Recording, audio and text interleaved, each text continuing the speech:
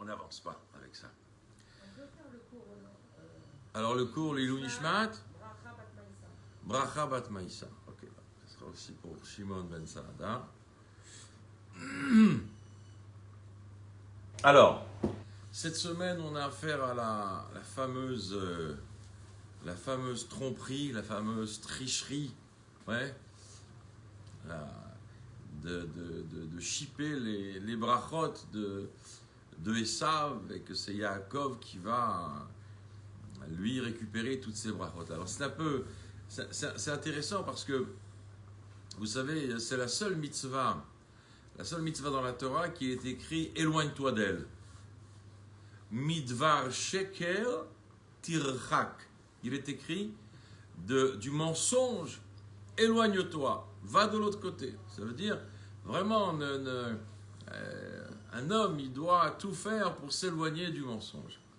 Et d'une manière générale, on voit ici clairement que tout a été orchestré pour pouvoir duper, pour pouvoir tromper Yitzhak, pour en vérité récupérer les brachot. Et Rivka ici, elle n'hésite pas, encore une fois, comme Sarah n'a pas hésité la semaine dernière ou les semaines d'avant, à repousser Agar et son fils Ishmaël pour que l'héritage de Ham Israël reste entre les mains d'Yitzhak et maintenant entre les mains de Yaakov. Et c'est quand même quelque chose de hors norme, d'accord? La Torah, elle te dit, le mensonge, quelqu'un qui s'habitue à mentir, ça devient un trait de caractère, et après, en vérité, elle te dit, si tu veux, plus tu mens, et plus tu vas encore mentir, et en fait, c'est un domino qui ne s'arrête jamais. Le mensonge, je vous raconte là, une blague, il y avait un monsieur qui faisait partie du Shabak, du Mossad. Et un jour, bon, il est sorti à la retraite du Mossad, il a ouvert une société. Alors il a dit, c'était très difficile de se réhabituer à dire la vérité. Parce que tu t'habitues pendant des années à mentir, tu vois. Un jour tu t'appelles comme ça, un jour tu t'appelles comme ça, tu as telle nationalité, après tu as telle nationalité. Bon, les gens du Mossad, ce qu'on voit dans les films, d'accord, les espions, les machins, les trucs. Mais c'est réel, ça veut dire que le bonhomme, il fait mentir du matin au soir. Donc, c'est pas évident de rentrer, et puis là, c'est une forme de déballe comme ça. Ils ont prémédité leur coup en disant, mais attends, mais mon père, il est aveugle, d'accord, mais il n'est pas idiot. Et au contraire, les aveugles, ils ont le sens, d'Afka, de l'ouïe, de l'oreille, ils ont le sens du toucher. Comment c'est possible? Comment on va arriver à le tromper à ce point-là? À ce qu'il ne voit pas, et que la mère, Rivka, elle met en scène quelque chose, etc. Elle lui prépare la nourriture qu'il aime. Bref, comment c'est possible que celui qu'on appelle... Oui, on peut fermer la porte, bien sûr, bien sûr. Ah ouais. Non, mais on peut allumer si vous voulez le masgan, là. Il n'y a pas de problème, attendez. On est en direct, là, mesdames, de connecter. Alors, bah oui, c'est ça, c'est le direct. Alors donc, comment celui qui s'appelle Yaakov, d'accord, le Tiferet, donc on a Abraham, Yitzhak, Yaakov qui est la perfection, la composition parfaite de Abraham et de Yitzhak. Yaakov, qu'est-ce qu'on dit de Yaakov? On l'appelle Midat HaEmet, d'accord, l'attribut de la vérité, c'est le Emet.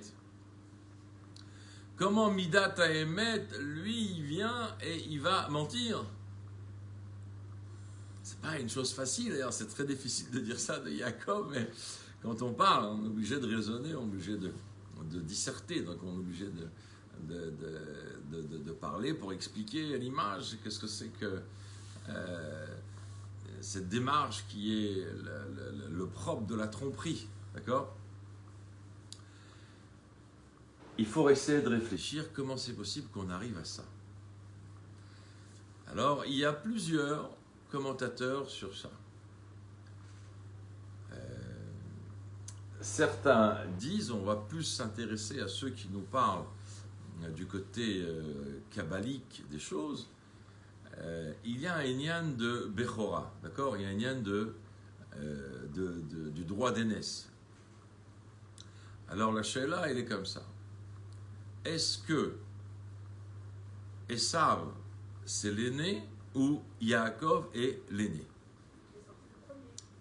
Alors, vous savez, si vous prenez une éprouvette, d'accord, vous prenez une éprouvette en verre, comme ça, et vous mettez deux pierres, d'accord, la pierre numéro 1 et la pierre numéro 2. C'est quelle pierre qui va sortir en premier? C'est la pierre numéro 2, d'accord? Donc, si c'est la pierre numéro 2, ça veut dire que celui qui sort en deuxième, qui vient Chol, c'est lui l'aîné, d'accord? Pas en deuxième, celui qui est rentré, excusez-moi. La pierre numéro 1 et la pierre numéro 2. La pierre numéro 1, c'est l'aîné, même si la pierre numéro 1 va sortir en deuxième, d'accord? Puisque c'est la première pierre qui est rentrée en premier dans l'éprouvette, d'accord? Donc, c'est comme ça que ça marche. Alors, d'un point de vue ésotérique, d'accord, au niveau kabbalique, etc., Yaakov, il est en vérité le vrai aîné, d'accord, et lui, il va représenter le monde de Tikkun. Le monde de Tikkun, ça veut dire le monde de la réparation, le monde de Torah Mitzvot, etc., alors qu'Esav, lui, représente le monde de Tohu, le Tohu Bohu, en quelque sorte. Le monde de Tohu, c'est le monde de la dépravation, bref. Mais dans ce monde-là, il y a aussi des lumières qui sont extrêmement fortes. Et on va voir que, au fil du temps, on va voir que ces lumières qui sont là-bas, elles sont extrêmement importantes à transformer. Alors, quand on a affaire à Yaakov, vous savez comment ça se passe. Esav, il va à la chasse, d'accord, et il va, soi-disant, chasser le gibier que son père adore. Et son père, il lui dit bien, attention, ne prends pas un gibier volé, ça veut dire, il ne faut pas qu'il le prévient ilchatiquement, qu'il ne le mette pas dans une angoisse ou dans une galère, avec l'air de dire, je connais un petit peu le bonhomme, et il lui ramène son gibier. Alors de là, on apprend que celui qui va à la chasse, il y en a au moins 3 qui suivent quand même, donc celui qui va à la chasse, il perd sa place, c'est comme ça, hein, c'est la vie. Donc, une fois qu'il est parti à la chasse, il revient, il est épuisé, il a été, pas que chassé, il est parti faire sa vie, je ne sais pas, il a déambulé, il a fait ce qu'il a voulu, bref, il revient, il est super fatigué, il est sur les genoux, et son frère, il a un plat de lentilles, et il lui dit, donne-moi le plat de lentilles, autrement je vais mourir. Et il lui dit, le plat de lentilles, qu'est-ce que tu es prêt à donner pour le plat de lentilles? Il dit, toi, tu es prêt à donner ton droit d'aînesse? Alors il dit, mais pourquoi mon droit d'aînesse? Alors il lui explique, tu sais ce que c'est le droit d'aînesse? Que quand tu auras le Beth Amikdash, tu vas travailler du matin au soir, tu vas faire la shrita des bêtes, bref, il lui présente le droit d'aînesse comme tu as un Bechor, quand tu devras bosser au Beth Amikdash, mais tu vas voir que c'est un travail de titan, c'est-à-dire tu vas être un esclave. Il dit, mais j'en veux pas, moi, ton droit d'aînesse, vas-y, qu'est-ce que je vais faire avec ça? J'ai pas envie qu'on me bloque, j'ai pas envie de travailler comme ça, etc. Il dit, alors voilà, je te donne un plat de lentilles, tu me donnes le droit d'aînesse. Il lui dit, d'accord. Alors, ça paraît comme ça, très allégorique, très ci, très ça, mais le Inyan ici, c'est que on va voir, malgré que Yaakov, il a quelque part, si on remonte au niveau ésotérique, au niveau de la racine des Neshamot, il a cet avantage sur Esav, et que c'est important que ce soit Yaakov qui récupère, d'accord, l'héritage du Ham Israël. On voit que ce comportement, c'est un peu spécial, mais on va expliquer par la suite. Mais sur le moment, quand on voit le comportement de Yaakov, on se dit c'est quand même bizarre, d'accord? Ça veut dire bizarre. Et regardez pourquoi. En vérité, qu'est-ce qui s'est passé ici? Pourquoi Yaakov, entre guillemets, quelque part, il n'hésite pas à récupérer les brachot que Yitzhak a prévu de donner à Esav? Parce qu'il dit la chose suivante. Esav, en vérité, il veut prendre les habits de Yaakov. C'est-à-dire que Esav, il veut apparaître devant son père comme un tzaddik. D'accord?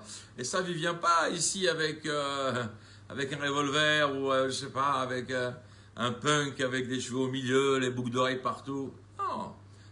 Esav, il veut apparaître, et même il a des discussions de halakha avec son père, comment on fait le maaser sur le sel, etc. Bref, il fait le bon élève, il fait l'élève érudit, il fait l'élève qui s'intéresse. Alors, tu veux prendre mes habits, moi je n'hésiterai pas à prendre les tiens. Seulement, le fait d'avoir fait ça entre guillemets, on va voir, tu veux prendre les brachot de Esav, bien plus tard quand il va devoir aller chercher une femme, pour qui, à la base, on a prévu Léa? On a prévu Léa pour Esav, on a prévu Rachel pour Yaakov, mais on a prévu Léa pour Esav. Et en fin de compte, comme, entre guillemets, il a, sous la tromperie apparente, comme ça, l'événement, pris les brachot de Esav, alors tu veux prendre les brachot d'Esav, et tu vas prendre la femme d'Esav aussi. Comme lui, entre guillemets, il a trompé son père, alors quelque part, cette image, cet événement, il va se reproduire, et il va retrouver là-bas le phénomène avec Rachel et Léa, que lui aussi, entre guillemets, il va être trompé, et il va récupérer Léa. Donc, tu as voulu prendre les brachot d'Esav, tu dois aussi prendre la femme d'Esav. C'est quelque chose qui est un peu compliqué d'ailleurs, et on va voir même un peu plus tard, c'est que quand Yosef, ils vont faire semblant, enfin ils croient qu'ils ont tous tué Yosef, d'accord, mais en vérité, ils vont ramener là-bas une tunique avec du sang. Pareil, encore une fois, Yaakov va vivre un événement où quelque part il va être trompé. C'est comme si l'histoire, quelque part, elle se répétait dans les événements qui vont suivre de manière à souligner cette chose-là. Alors, est-ce que ça va s'arrêter là, dans le sens où, genre, tu as fait une erreur, alors tu vas payer ton erreur avec tel et tel événement qui ressemble à ce que toi tu as fait. C'est peut-être une chose, ok? Seulement, c'est pas aussi simple de dire ça de Yaakov. D'accord? Yaakov, Ishtam, Yoshev Oalim, c'est un homme pur, un homme naïf, un homme sincère, un homme qui est investi, qui est assis dans l'étude, etc. Comment c'est possible que lui fasse une chose pareille? Alors, hein? Il a été poussé par sa mère. Oui, c'est peut-être... Il a été poussé par sa mère aussi. Bien sûr qu'il a été guidé par sa mère. Non.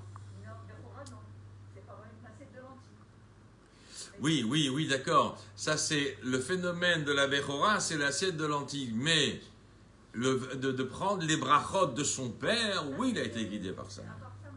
D'accord, sa mère, elle lui dit, d'ailleurs, on voit bien qu'une fois que l'épopée, il récupère les brachot de Esav, il pète un câble, parce que là, il vient de comprendre que, entre guillemets, il a tout perdu, et là, Yaakov, il est obligé de fuir. D'accord, il va fuir, il va faire d'une pierre deux coups, il va fuir pour sauver sa peau, mais aussi il va fuir pour trouver une femme pour se marier. Alors, le Inyan, il est comme ça. Qu'un homme comme Yaakov, il accepte de faire une chose comme ça, qu'on peut appeler de la tromperie.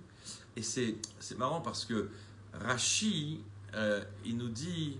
Non, c'est le Radak, le Rav Kimri, qui nous dit la chose suivante. Il nous dit, c'est pas de la mirma c'est tromperie, c'est de la chorma, c'est de la sagesse. Alors, que ça veut dire ça? Alors, il y a toute une Torah, d'accord? Il y a toute une Torah, tout un enseignement qui dit la chose suivante. Celui qui s'habitue à mentir, alors, il va installer dans sa vie et dans sa maison une ambiance de mensonge. Et ça va imbiber tout le monde. D'accord? Vous connaissez l'enfant qui monte dans le bus, et le chauffeur de bus, il lui dit quel âge tu as? Il lui dit j'ai 4 ans pour payer un peu moins cher. Et il lui dit mais quand est-ce que tu auras 5 ans? Il dit dès que je descends du bus, j'aurai 5 ans. L'air de dire, c'est pas évident. Il y a eu un mercar, il y a eu une recherche comme ça. l'homme en général, ils ont fait une moyenne, il ment 17 fois par jour aux États-Unis. D'accord ? Ils ont fait une recherche comme ça. Mais pourquoi ? Parce que nous, on a le sentiment que mentir, c'est uniquement dans le cas où ton mensonge, il va faire du mal à quelqu'un. Alors là, tu ne peux pas mentir, d'accord ? Mais, par exemple, on ne va pas hésiter de dire quel âge tu as, on enlève 4 ans. Ben non, je n'ai pas 54, j'ai 50 ans. Quel poids tu fais, j'enlève 10 kilos. Je ne sais pas, j'exagère comme ça, d'accord ?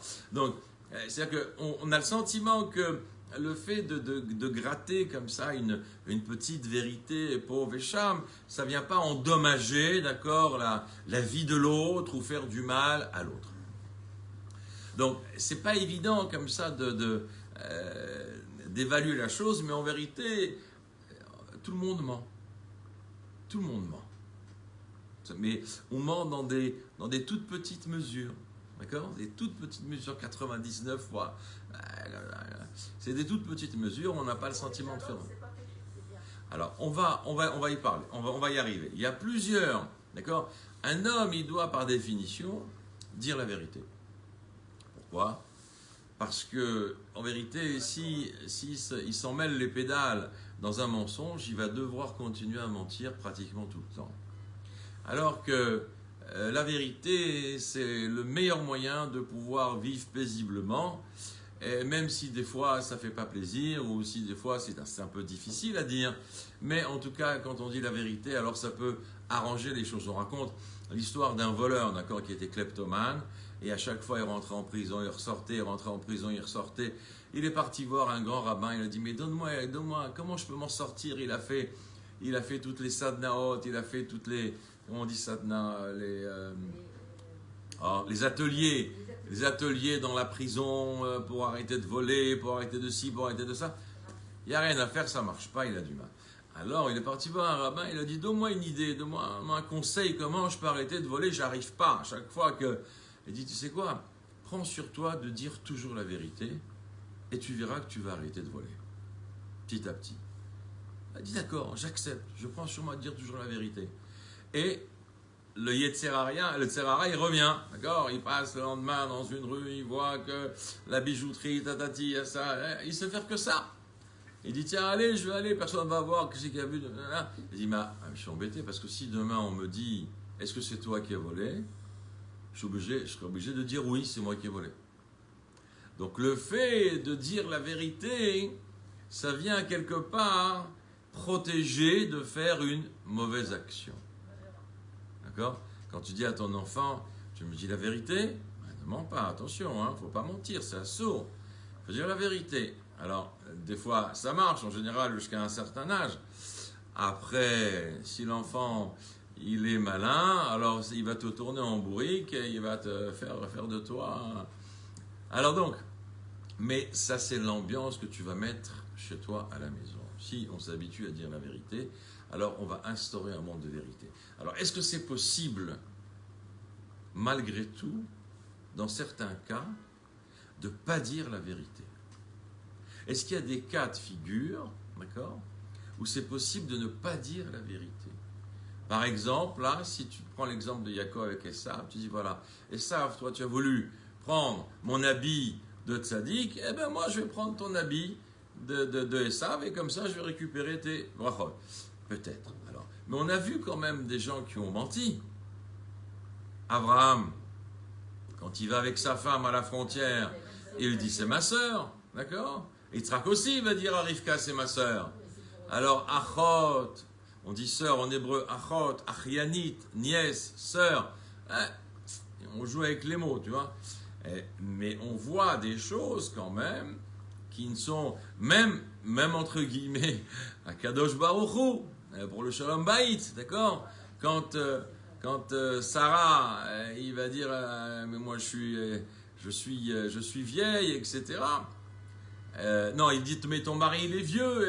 Elle dit, mais c'est pas vrai, c'est pas de toi qu'elle disait qu'il est vieux, c'est elle. Elle parlait d'elle en disant que c'est elle qui est vieille. Quand il dit à Abraham, pour le Shlom Bayit, pas comment tu le traites de vieux. Alors, est-ce que pour le Shlom Bayit, est-ce qu'on a la possibilité de rentrer dans une petite niche comme ça pour éviter les catastrophes. Par exemple, je donne une histoire exceptionnelle, vraiment formidable. Un jour, il y a une jeune fille, d'accord, qui vivait d'une manière très moderne. Elle n'était pas spécialement pratiquante, donc comme les jeunes filles modernes. Et un jour, elle fait tchouva et elle se marie avec un Bachour Yeshiva. D'accord? Ce Bachour Yeshiva, Baruch Hashem, ils ont un enfant. Et donc, le premier enfant, c'est un garçon. Alors, on va faire Pidyon Haben. D'accord? Pidyon Haben, c'est top. Seulement, cette jeune fille, dans sa vie de jeune fille moderne, elle est déjà tombée enceinte et elle s'est fait avorter. Alors, comment on va... là, c'est un peu compliqué parce que donc tu ne peux plus faire Pidyon Haben par définition. Pidyon Haben, c'est l'ouverture de l'utérus. La première ouverture de l'utérus, c'est ça qui s'appelle Pidyon Haben. Donc, si déjà, entre guillemets, par l'avortement, ça a déjà été ouvert, donc tu ne peux plus faire Pidyon Haben, le rachat du premier-né. Eh bien, écoutez bien. Elle a demandé à son rabbin, et son rabbin a dit, ça, c'est pas une question que je peux répondre tout seul. Par définition, tu es obligé de le dire. Mais si tu le dis à ce jeune homme qui a un Bachour Yeshiva, etc., Chas v'shalom, tu peux peut-être arriver même à un problème de divorce. Alors, mais comment? Si tu fais le rachat du premier-né chez une femme qui a déjà eu l'ouverture du Rechem, alors c'est une bracha levatala, c'est une bracha en vain. Tu dis une bracha que tu n'avais pas le droit de dire. Alors comment tu fais? Écoutez bien. Ils ont été voir le Rav Ovadia Yosef. Et le Rav Ovadia Yosef, il lui a dit, il a été possèque, ne lui dis pas. Ne lui dis pas, pour pas qu'il y ait un problème de Shlom Bayit, Chas v'Shalom, et que ça puisse entraîner, Dieu préserve, un divorce. Alors déjà, c'est pas n'importe qui peut trancher ce genre de choses. Hein. Même un Dayan, on va dire, hein, un Dayan sérieux, il ne prendrait jamais cette responsabilité. Hein. C'est très compliqué de permettre ça. Bon, même après, certains n'ont pas été d'accord avec la psycha du Rav Ovadia Yosef. En tout cas, lui, il a les épaules de dire non. Voilà, ça c'est ma psycha. Moi, c'est comme ça que je vois les choses. Et, au Hachem, grâce à ça, le couple a été, entre guillemets, sauvé. C'est ce qu'on dit que Balanes lo makir benisso, celui à qui arrive un miracle, il n'est même pas conscient qu'il a eu un miracle. Bien souvent. Et c'est passé avec ce jeune homme. Donc, est-ce qu'il y a des cas de figure, d'accord, où tu peux, on va dire, c'est marrant parce que moi j'ai vu un lachon, j'ai vu le vocabulaire du rabbi, il ne dit pas les shaker, mentir, parce que les shaker c'est interdit, mais il dit les chanot, changer. Changer un petit peu, d'accord? Et c'est comme un enfant, la mère, il est en train de jouer en bas avec ses copains, il n'a pas envie de bouger, la mère dit, va m'acheter des œufs à ma Colette. Alors il lève il continue à jouer un quart d'heure après, la mère, non, va m'acheter des œufs à ma Colette, j'ai besoin pour cuisiner. Il dit, maman, la Macolette, elle est fermée. Il a baissé sa bouche, le Shabbat. Il a dit, à voix basse, le Shabbat. Il a changé, ça veut dire, il n'a pas menti, mais il a dit tout de suite le Shabbat. D'accord? Oui, ça veut dire que mentir, il y a mentir et il y a changer les choses. D'accord? Quand tu changes un peu les choses, alors tu peux dire, oui, dans ta tête tu dis c'était hier. Une femme elle t'appelle, oui, mon mari il était au kidouche hier soir au Shabbat, il m'a promis qu'il ne boirait pas cette fois-ci, alors monsieur le rabbin, qu'est-ce que vous dites? Il a bu, il n'a pas bu, qu'est-ce qu'il a fait, qu'est-ce qu'il n'a pas fait, qu'est-ce qu'il a dit? Qu'est-ce qu'ils disent le rabbin? Ouais, il s'est éclaté, il a bu toute la bouteille, comment? Il n'a pas respecté son engagement? Non, tu dis, il n'a pas bu. Et dans ta bouche, tu dis, avant-hier. Pour pas, entre guillemets, mentir à 100%, mais on change un petit peu les choses. Pourquoi? Parce que s'il rentre chez lui, évidemment que s'il est sous, si toi tu dis qu'il n'a pas bu, tu passes pour un idiot. Mais entre rentrer sous et faire un ou deux lechaïm, mais bon, il y a des gens qui sont très sensibles comme ça. 1001 choses. Comment essayer de changer les choses, d'accord? Alors il y a peut-être moyen de moyenner pour le shalom de changer certaines choses. Ici, on a affaire à une situation qui, encore une fois, Rivka, elle est prête à tout faire. À tout faire. À tout faire pour que l'héritage du Ham Israël, il reste entre les mains de Yaakov. Malgré que quelque part, on va voir, Esav, il a peut-être un mérite quelque part, et on va voir où ça. Parce que si tu dis que Yitzhak, il a à tel point, il n'a rien vu à tel point, ça veut dire quoi? Il est conscient de rien, il ne sait pas à qui il a affaire. Alors certains disent non, il ne sait pas à qui il a affaire. Et certains disent oui, il sait à qui il a affaire.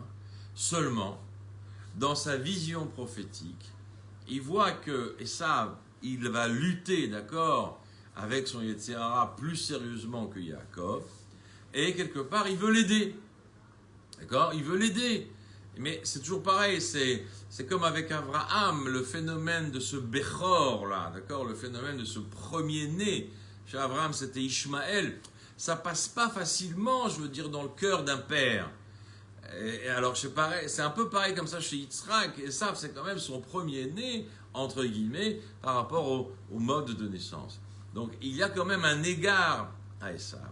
Et il sait que Esav, il a besoin d'être un peu plus chéri, on va dire ça comme ça, par rapport à ses difficultés. Mais vous savez que, par exemple, de Esav va sortir tout le monde des convertis, d'accord? Onkelos, Rabbi Meir, Rabbi Akiva, Aftalion, Shmaya, etc. Donc, c'est... Ouais, les parents, ouais. Donc, c'est Rabbi Mebanes, bien sûr. Donc, ça vient, tous ces gens-là, ils vont descendre de Esav. Donc, il y a quand même quelque chose de très fort chez Esav. Et il y a un... Il y a le père Abraham qui compte cette... Le grand-père. Le grand-père. Oui. Donc, c'est important, il y a quand même quelque chose. Oui, bien sûr, mais Abraham, c'est aussi le père d'Ishmaël, et alors jusqu'à aujourd'hui, et Esav, jusqu'à aujourd'hui, il n'y a pas que des... Il n'y a pas que des... Il n'y a pas que des...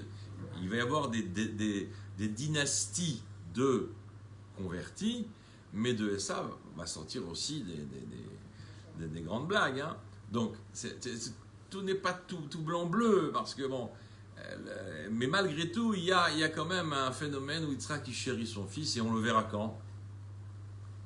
On le verra quand on va vouloir enterrer Yaakov dans Merat HaMachpelah, et ça va se mettre à l'entrée. Il va dire non, c'est ma place, c'est pas la place de Yaakov, c'est moi l'aîné. Je ne vous permets pas d'enterrer.